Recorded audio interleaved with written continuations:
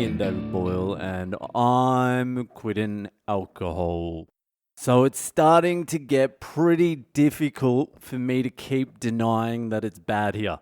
I mean, I still am. I'm still denying it, but my arguments are getting fucking flimsy as fuck. No one's buying my arguments anymore, and with good reason. So last night, my mother-in-law's cousin passed away of COVID-19. He was 70, but by all reports, he was a healthy 70, and there was absolutely nothing wrong with him. He got COVID, his oxygen saturation dropped last night, they couldn't find a hospital, they looked fucking everywhere. My wife's uncle is a doctor, he tried to pull strings. You can't even pull strings here anymore, there's just nowhere to go. The Chief Minister of Karnataka, which is basically the governor of Karnataka, his secretary passed away of COVID the other day. He couldn't even pull any strings. He's had it twice and the vaccine as well. But anyway, my mother-in-law's cousin's family were looking for a hospital for this guy, and there was just nowhere to go. So they found a hospital, I think it was like 40 Ks outside of Bangalore. So they took him there, and the whole family was expecting him to just get some oxygen and he was going to be fine.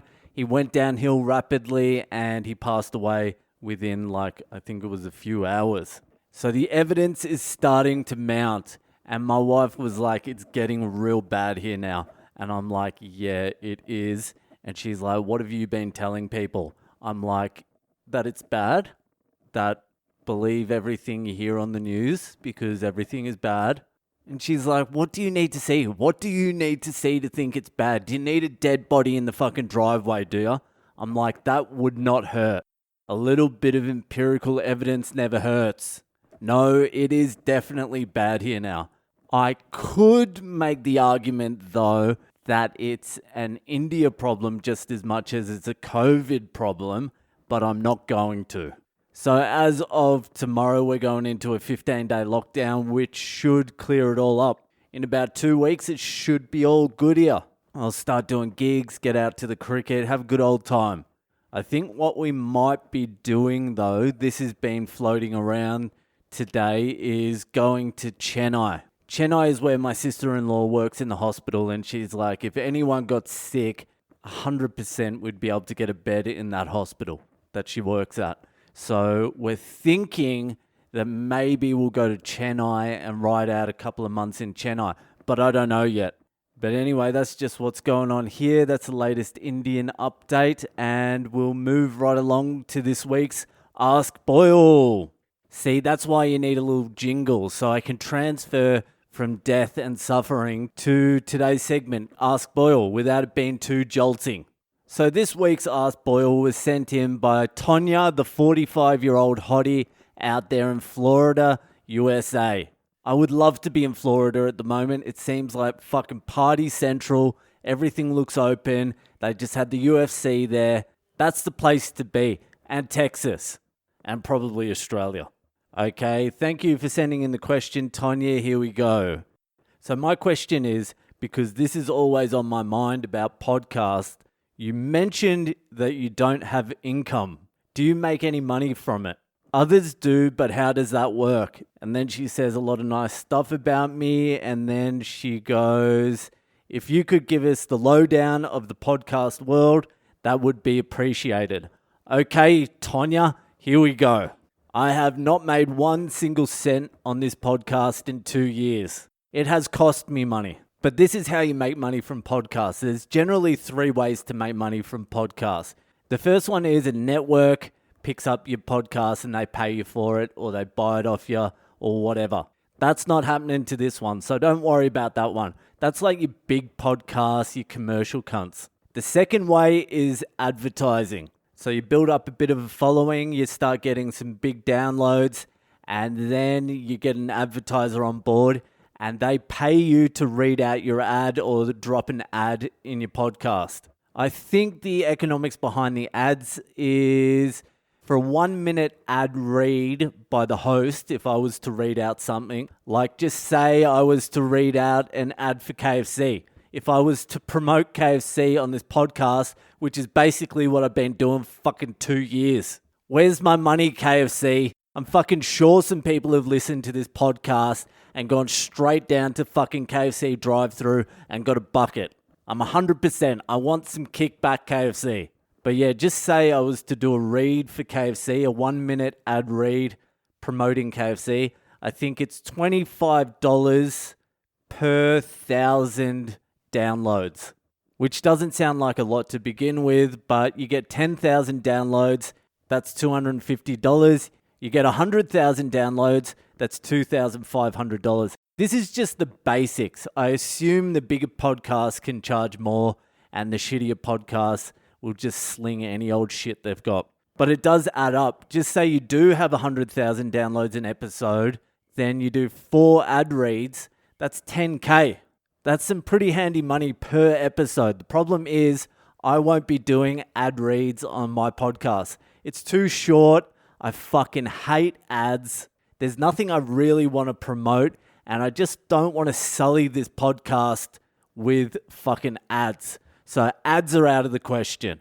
I really do not want to do ads on this podcast. I don't even like saying share it with your friends or add me on social media.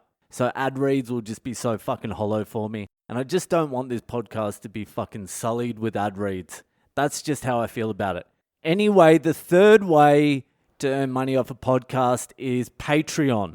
This is pretty much what all independent podcasters do now. It's basically the Cumtown blueprint, the Cumtown podcast blueprint. They started like 5 years ago. So what it is you've got a following and you go directly to your listeners for support. So your listeners subscribe to you on Patreon. It's a monthly subscription. It can be any amount of money. The podcaster makes that up. And what is usually done, this is the norm, the podcaster does 1 episode a week for free. That's open to everyone. And then they do 1 podcast a week for Patreon subscribers. So they put that episode behind the Patreon paywall, and it gives incentive to listeners to sign up and subscribe for their Patreon. And this is what I'm going to do. So I might as well fucking tell you. So my plan is I'm going to start doing a 1-hour podcast, 45 minutes to 1 hour, and it's going to be Boyle's Fucked Up Fridays. It's just going to be Fucked Up Fridays, but I'm going to extend it out for an hour. I'll read a few more stories. I'll get the occasional guest on to tell a Fucked Up Friday story. I'll do my usual ranting, storytelling, whatever. It's just going to be an hour version of Fucked Up Fridays. And what I was going to do was I was going to put that hour Fucked Up Fridays podcast behind the Patreon paywall when I start it. So people would have to subscribe and pay to listen to that hour Fucked Up Fridays. But I'm not going to do that because one of the things about Fucked Up Fridays is the people who write in for Fucked Up Fridays, they enjoy sharing it with their friends. That's the coolest part for the people writing in. That's the incentive for people to write in.